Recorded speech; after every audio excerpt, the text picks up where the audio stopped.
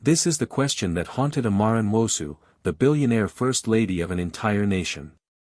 She had everything the world admires: wealth, power, status, and respect. Yet behind the polished smiles and the lavish lifestyle was a woman carrying a scar no one could see, the memory of a child she was told was stillborn years ago. But destiny has a strange way of rewriting stories. On a rainy afternoon, in one of the busiest street markets, Amara's path crossed with a little orphan girl. A girl with eyes too old for her age, quick with numbers, and carrying nothing but a shabby locket around her neck. At first, it seemed like a fleeting moment of charity, until something happened that stopped the First Lady cold in her tracks. The child hummed a lullaby. A lullaby only Amara's family knew. That single note unlocked a door Amara thought was sealed forever. From that moment, a journey began, one filled with secrets, betrayal, hospital fraud, and a truth so shocking it threatened to shake not only her marriage but the very trust of a nation.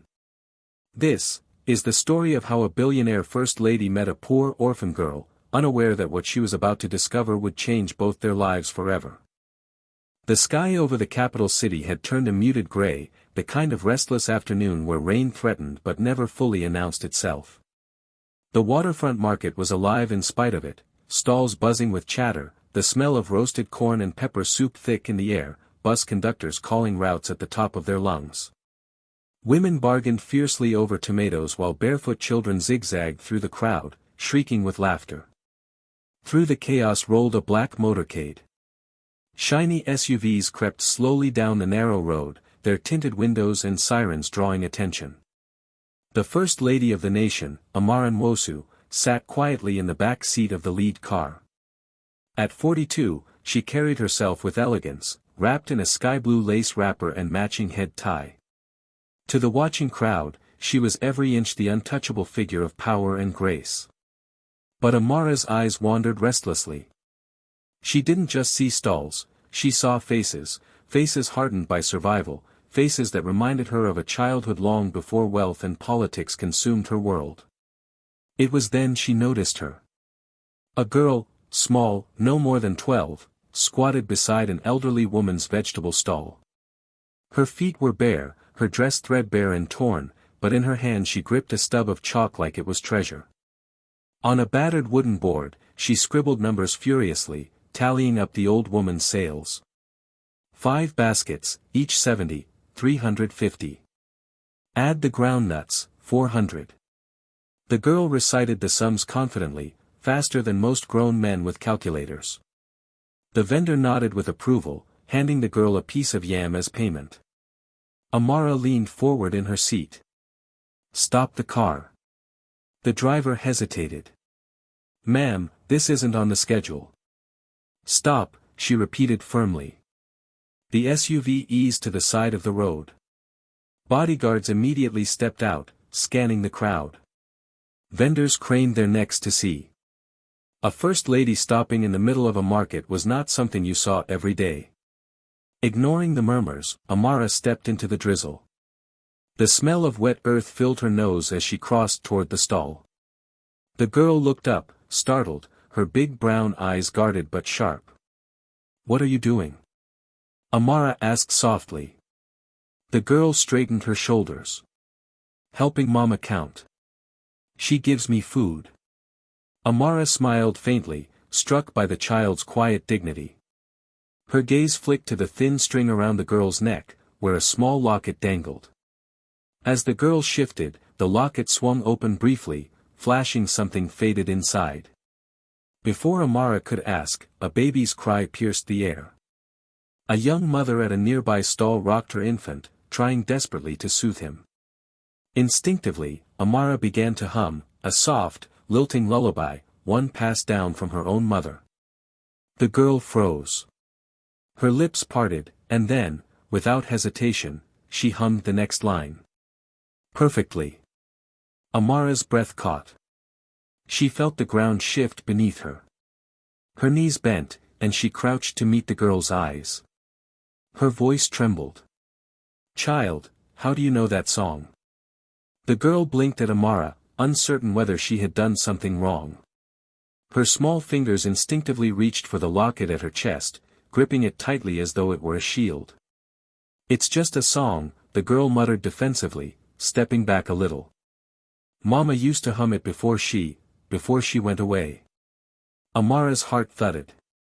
"Mama." The word struck like an arrow. Bodyguards hovered a few steps away, shifting uneasily at the growing attention of the crowd. But Amara barely noticed them. Her eyes were fixed on the girl, and especially on the locket that swung between her collarbones. "What's your name?" Amara asked, her voice low, careful not to frighten her. "Chidinma," the girl replied. Her chin tilted up with a boldness that didn't match the fragility of her frame. "But people here just call me Chidi." Amara smiled faintly, though her chest tightened. She reached forward gently. "May I see that?" The girl hesitated, eyes narrowing with suspicion. For a moment, Amara feared she would run. But then, almost reluctantly, Chidinma loosened her grip on the locket and held it out. Amara's fingers brushed against the cold metal as she opened it. Inside, beneath a cracked plastic cover, was a faded photograph. The image was barely intact, but Amara's breath caught instantly.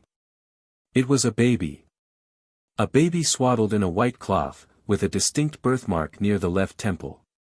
A mark Amara remembered like a scar etched in her soul. Her world tilted.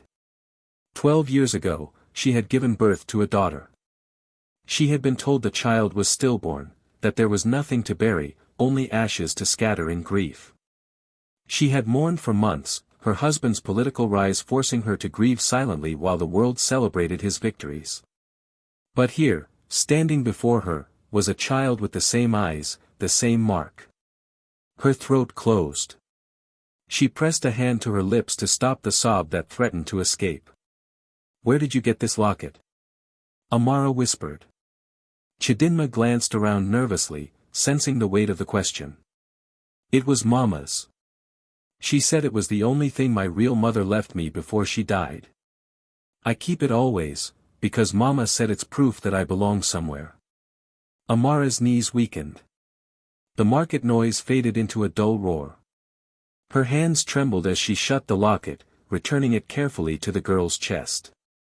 The girl's eyes, deep and searching, scanned Amara's face. "Do you know this baby?" The question sliced through the air. Amara opened her mouth but no words came.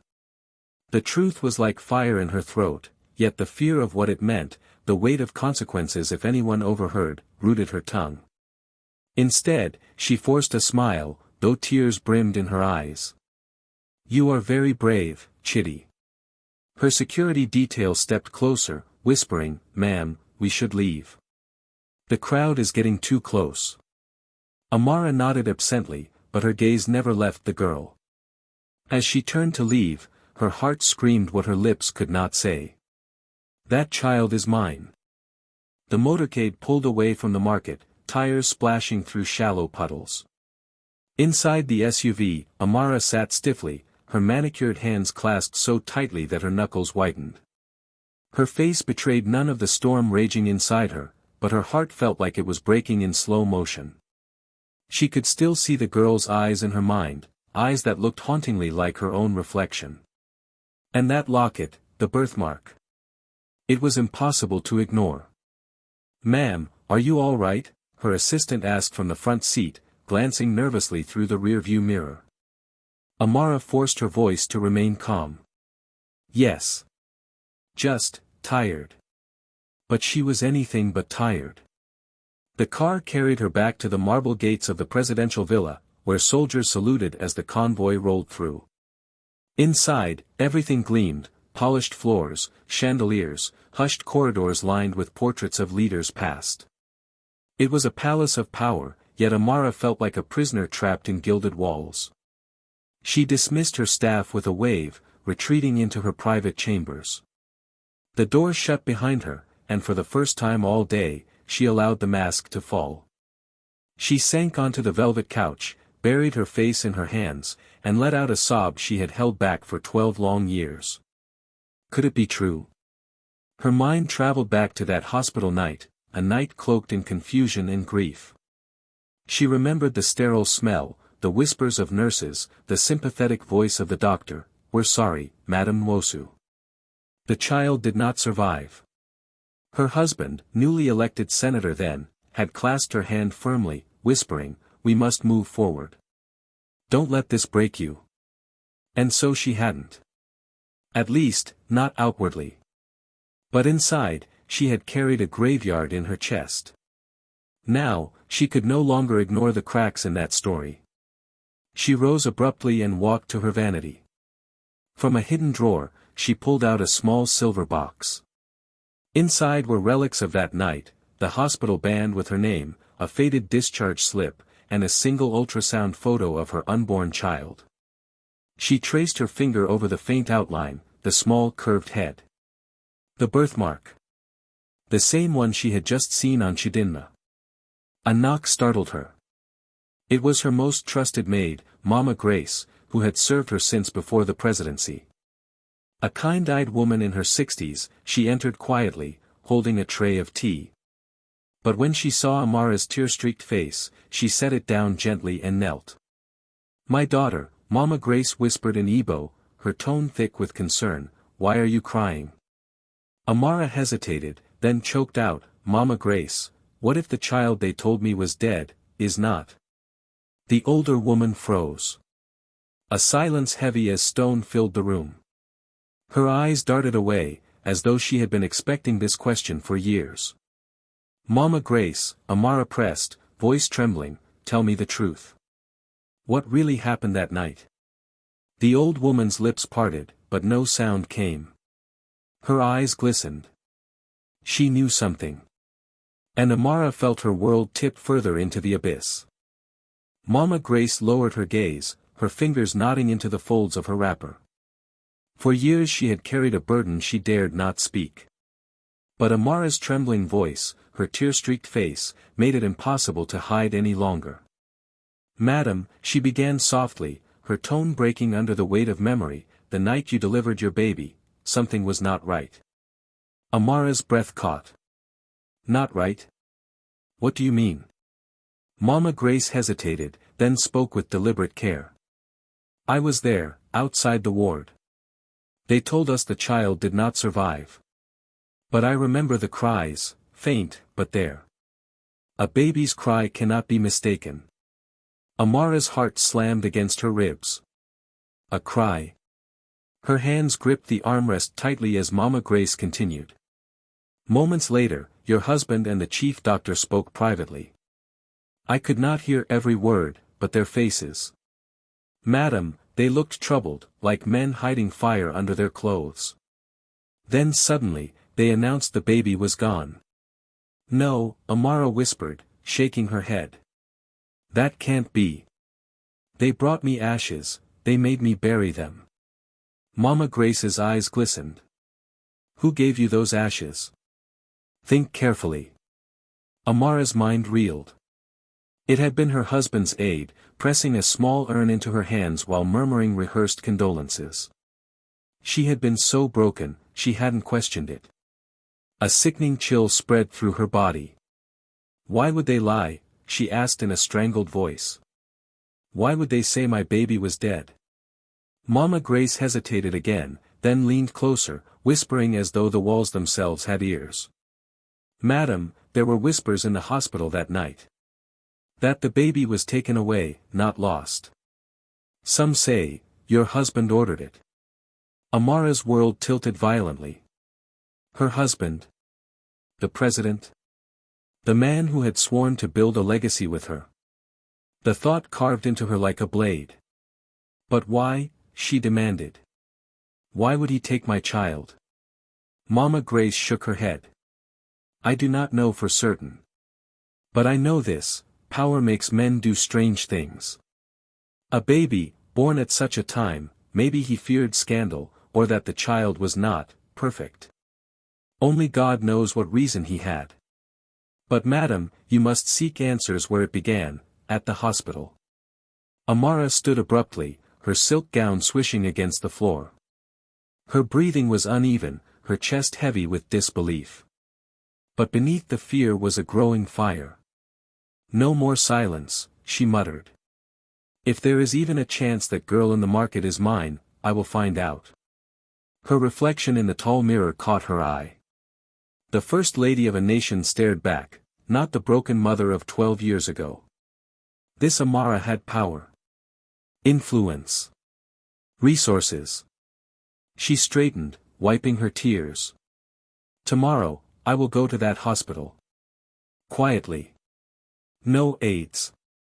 No press. No one must know. Mama Grace nodded solemnly. Be careful, madam. If this is true, then there are people who will not want you to uncover it. Amara's eyes hardened with resolve. Let them try. I will not rest until I know the truth. As the night deepened outside the villa, Amara lay awake, haunted by the image of Chidinma's eyes, the locket, and the echo of a baby's cry she had never heard. Somewhere in that cry was her truth. And she was ready to face it. The next morning, the presidential villa buzzed with routine. Security officers lined the gates, aides rushed across marble hallways, and the hum of power filled the air. But Amara moved quietly, deliberately, cloaked in a plain scarf and long gown that disguised her as an ordinary woman. She had dismissed her usual motorcade and instead stepped into a modest car, with only Mama Grace accompanying her. The driver, a trusted church member, navigated through Lagos traffic unnoticed. The hospital loomed ahead, unchanged in 12 years. Its faded white paint, peeling corners, and rust-stained gates seemed frozen in time.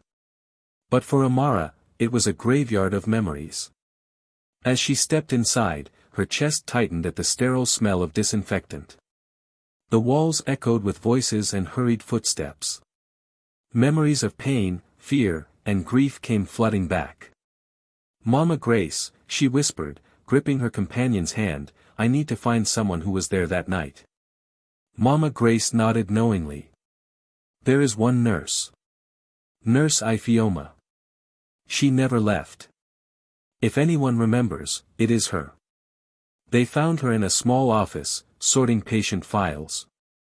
Nurse Ifeoma had aged, her hair streaked with gray, but her eyes still held the sharpness of someone who noticed everything. At first, she did not recognize Amara under the scarf. But when Amara lowered it, the nurse gasped, her hand flying to her mouth. First Lady. Please, Amara said quickly, raising a hand, not here. Today, I am only a mother looking for answers. The nurse's eyes softened. She gestured for them to sit. I wondered how long it would take for you to come. Amara's pulse quickened. Then it's true. My child, my baby, she didn't die, did she? Silence stretched heavy in the room. Nurse Ifeoma looked at the door, then leaned forward, her voice barely above a whisper. The truth was buried that night, madam. You gave birth to a baby girl, healthy, though small. I was there when she cried. Tears blurred Amara's vision. Then why did they tell me she was gone? The nurse's hands trembled as she folded the files. Orders came from above. The chief doctor received instructions, your husband's instructions. He told us to declare the child dead and remove her from the records. I was forced to sign the report under duress. Amara's breath caught, her body shaking. My husband. He took her away. The nurse's lips pressed into a thin line. I don't know what he did with her after. But I know the baby was not dead. That is the truth I have carried for 12 years. Amara felt the world crashing down around her. Rage, sorrow, and betrayal churned inside her chest. The man she trusted most had orchestrated her greatest wound. Where is she now? Amara asked desperately, her voice breaking. The nurse shook her head slowly. I do not know. But, she hesitated, then pulled open a drawer. From it, she produced a faded document, an altered birth record, edges yellowed with age. I kept this hidden all these years. Something told me you would come one day. Amara took it in trembling hands. The name field was blank, but the time and date matched exactly with her daughter's supposed death. Her vision blurred with tears as her grip tightened on the paper. For the first time, she had proof her daughter was alive. And she would not stop until she found her. The drive back from the hospital was heavy with silence. Amara clutched the faded hospital record to her chest, her knuckles white. Each bump in the road seemed to jolt the truth deeper into her soul. Her daughter had lived, and someone had stolen her. But who had raised her? Where had she gone? Her mind returned again and again to the girl in the market, the same eyes, the same locket, the same unmistakable pull of blood. When the car slowed to a stop at the familiar market square, Amara inhaled deeply. She had ordered her driver to park away from prying eyes. Today, she was not the First Lady. Today, she was a mother hunting for her lost child. The market was alive with color and chaos. Vendors called out prices, women balanced baskets on their heads, and children darted between stalls. But Amara's eyes searched for one face. She approached a fruit seller, an elderly man with kind eyes, and whispered, "Excuse me, do you know a girl named Chidinma? About 12 years old. Small, with bright eyes." The man's expression shifted. "Ah, that one. Yes, everyone here knows her. Poor child, she has suffered. Sleeps under the stalls at night. Sometimes begs, sometimes helps traders carry goods. But she is strong, very strong." Amara's throat tightened. "She has no family." The man shook his head. "Not that we know. She came here years ago. Some say she was abandoned as a baby. Others believe her parents died. But the girl, she never complains. She smiles even when her stomach is empty." Amara pressed a hand to her chest, her heart aching. Her daughter had grown up in hunger and hardship while she, her mother, had lived in marble halls. Another woman, overhearing their conversation, joined in. "That Chidinma, she is different. She helps younger children when they cry. She once saved a toddler from being hit by a car. People say her heart is too big for her age." Amara's tears spilled freely now. Each word from these strangers painted a picture of the child she had been denied, kind, resilient, full of light even in darkness. But the most chilling detail came when the woman added softly, "She always holds on to one small thing. A locket. Says it belonged to her mother. Says she believes one day, that mother will find her." Amara's knees weakened. Mama Grace caught her just as she staggered. The locket. The same silver locket that had once been Amara's gift to her newborn. The chain she had clasped with trembling fingers after birth. Her baby had never stopped believing. Amara looked at the bustling market, her vision blurred with tears. She wanted to scream her truth aloud, "She is mine. That girl is mine," but fear silenced her. If word spread too quickly, the wrong ears would hear. Powerful ears. Her husband's ears. Instead, she whispered fiercely to herself, "I will bring her home. I don't care what it takes." And as the afternoon sun burned over the streets of Lagos, Amara realized her journey was only beginning. The sun had dipped low, casting the market in a warm golden haze. Amara's scarf concealed her face, but her eyes remained sharp, scanning every corner. She longed to see Chidinma, to hold her, to speak the truth aloud. Yet the girl was nowhere in sight. Instead, whispers filled the air. Vendors watched the unfamiliar car parked discreetly on the roadside. Some wondered why the First Lady, disguised or not, would be mingling in their midst. Others thought little of it. But one man noticed too much. Chief Kalu. He was not just any man but one of the president's loyal political operatives, always watching, always listening. He had come to the market that day under the guise of checking on a business deal, but his hawk-like eyes had caught the scarfed figure of the First Lady speaking to traders. He followed at a distance, his mind racing. What is she doing here, in this filthy place? Asking about a homeless girl?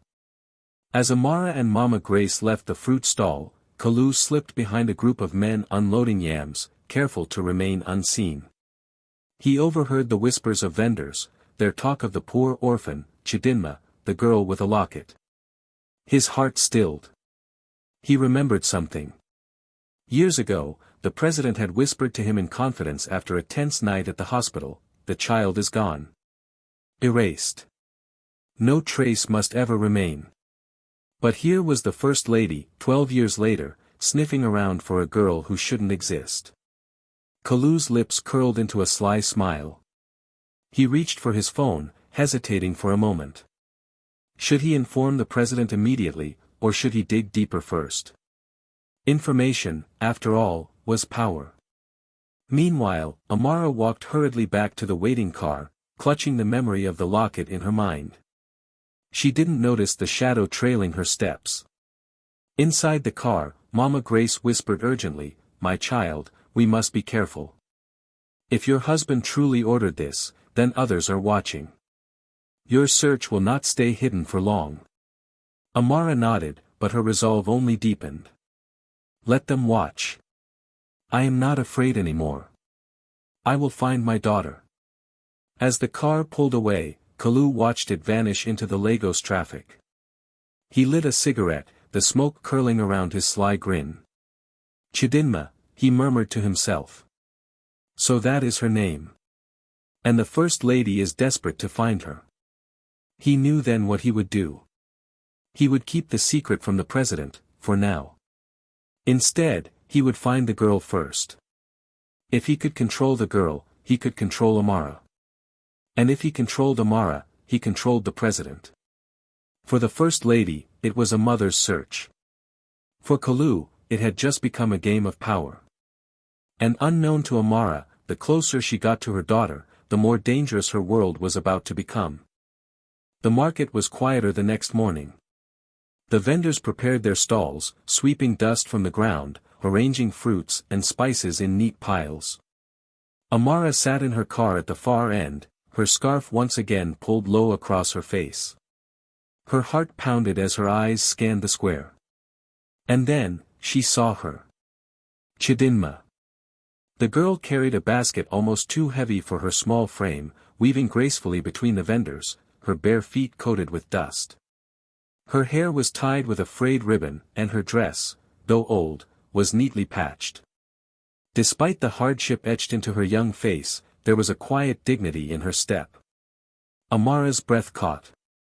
"My daughter." She could not move at first. Her fingers gripped the edge of the seat, trembling. But then, as if drawn by an invisible cord, she opened the car door and stepped into the sunlit square.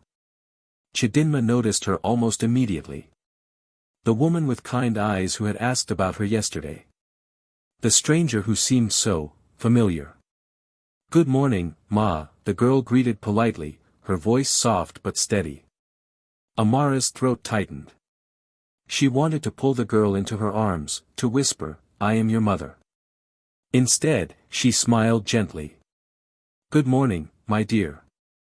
What is your name?" "Chidinma, Ma." Amara whispered the name as though it were sacred. "A beautiful name. Do you go to school?" The girl shook her head. "No, Ma. I work here. I help carry baskets. Sometimes I clean. Maybe, one day, I will go to school." Amara knelt to her level, ignoring the curious glances from passers-by. She reached out slowly and touched the girl's hand. It was small, roughened from labor, yet warm. "Do you like to read?" she asked. Chidinma's eyes lit up for the first time. "Yes. There is a kind teacher in the market who sometimes lets me look at his old books. I love stories. They make me feel like I'm not here anymore." Tears pricked Amara's eyes. She saw herself in those words, the same hunger for knowledge, the same fire of imagination. "Would you like me to bring you a book?" Amara asked softly. The girl's face brightened. "Really, Ma? You would do that?" Amara nodded, smiling through her tears. Yes. I would like that very much. For a brief moment, the world seemed to stop. It was just mother and daughter, their souls recognizing what their minds did not yet dare to admit. But not far away, hidden in the shade of a corner shop, Chief Kalu watched. His phone camera clicked silently, capturing the tender exchange. He zoomed in on Chidinma's face, then on the locket that glimmered faintly against her chest. He smirked. So, the First Lady has found her precious little secret. As Amara stood and walked with Chidinma, unaware of the danger closing in, she felt hope bloom in her heart for the first time in 12 long years. But hope, she did not know, had just painted a target on them both. The night was heavy with silence inside the presidential residence. Amara sat alone in her study, the memory of Chidinma's shy smile replaying in her mind like a sacred film. The girl's voice, her bright eyes, the way she clutched her worn dress when excited, everything about her pierced Amara's heart with both joy and guilt. But joy was fragile. Guilt had claws. She leaned over her desk, staring at the small wrapped package before her, 2 children's books she had bought that evening. One was a collection of African folktales, the other a primer for reading. Amara traced her fingers over them as if touching Chidinma's future. A soft knock broke the silence. Her trusted aide, Mama Grace, entered, her face pale with unease. "My First Lady," she whispered, closing the door behind her. "We are being watched." Amara's heart froze. "What do you mean?" Mama Grace's hands trembled as she pulled a folded note from her pocket. "This was slipped under the car door when we returned." Amara unfolded the paper. Scrawled in neat but threatening letters were the words. "She is not yours to claim. Stop searching, or the truth will destroy you." Her chest tightened. She gripped the desk, forcing air into her lungs. "Who knows?" Mama Grace shook her head. "I cannot say for certain. But I saw a man in the market yesterday, he followed us. He was watching when you spoke to the girl." Amara's mind raced. Kalu. The name whispered like poison. Her husband's loyal operative, cunning, ruthless. If anyone would exploit such a secret, it was him. Fear crawled through her veins, but then she remembered Chidinma's bright eyes, her small hand clutching hers. That image hardened her resolve. "No one will take her from me again," Amara said firmly, though her voice quivered. "Not my husband. Not his men. Not anyone." Mama Grace's eyes softened. "Then you must be careful. Kalu is dangerous. If he has proof, he will use it against you. Perhaps even against the child." The word stabbed Amara's heart. She clutched the books tighter, as though protecting Chidinma from afar. At that very moment, in a dimly lit apartment across town, Chief Kalu sat in his chair, scrolling through the photos on his phone. The images of Amara kneeling before Chidinma glowed on the screen, proof of a bond too intimate to be casual.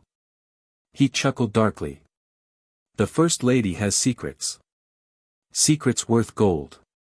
He began composing a message, not to the president but to an unknown recipient, an old rival of Amara's husband. If played correctly, this discovery could shift the balance of power in the nation. Amara, oblivious to the exact moves being made against her, sat by her window, the books cradled in her arms like a shield. She whispered a prayer into the night, her tears falling silently. "God, protect her, protect my daughter." But outside her palace walls, the storm was already gathering. The presidential palace ballroom glittered with chandeliers that night. A charity gala had been organized to showcase the First Lady's humanitarian projects, with cameras flashing and dignitaries mingling. But beneath the polished marble and golden drapes, tension pulsed like a ticking bomb. Amara stood tall in a flowing emerald gown, her smile poised but hollow. Her mind was elsewhere, on a little girl with bright eyes who might not even know her real name. At the edge of the crowd, Chief Kalu lurked with a predator's patience. He had chosen this evening, with the world's eyes watching, to strike.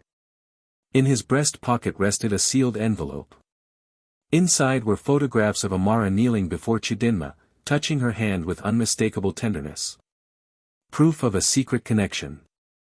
When the president rose to give his speech, Kalu leaned toward a nearby journalist and slipped the envelope into her hand. "A gift," he whispered, his lips curling. Moments later, as the president spoke of family values and compassion, the journalist's phone buzzed. Photos began spreading through the press, flashing across screens. A ripple of murmurs stirred the hall. Heads turned toward Amara. Within minutes, a voice broke through the commotion. "Is it true, First Lady? Who is the girl?" The question sliced the room open. Cameras swiveled, journalists shouted, guests gasped. The president froze at the podium, his jaw tightening. Amara's pulse thundered in her ears. She glanced at the giant screens where her image was displayed, the photo of her holding Chidinma's hand projected for the whole nation to see. There was no running now. Her lips trembled, but then, with a courage born of 12 years of longing, she stepped forward. Her eyes glistened, her voice low but unwavering. She is my daughter." A collective gasp swept the ballroom. The president's face darkened with fury, but Amara pressed on. 12 years ago, I gave birth to a child. I was told she had died. But God had other plans. She survived, and now she lives as a poor orphan, while I, her mother, stood here in wealth and comfort. Her voice cracked, yet her words rang with raw truth. I will not deny her again. If I must lose everything tonight, so be it. But the world must know. Chidinma is mine. Silence held the room like chains. Then, slowly, a murmur of awe spread among the guests. Some wept. Others nodded in respect. Even hardened journalists lowered their cameras, moved by the weight of a mother's confession. The president's fury burned, but the tide had shifted. The people, both in the hall and across the nation watching live, saw not scandal, but sacrifice. Somewhere in the city, in a dark apartment, Chidinma saw the broadcast on a flickering TV screen. Her small hands flew to her mouth. Tears spilled down her cheeks. "Mama," she whispered. Back in the ballroom, Amara stood with her head high, her heart trembling but free. For the first time in 12 years, she was no longer living in silence. And though the battle was only beginning, the truth had finally broken through the chains of fear. Subscribe, like, comment, share for more stories.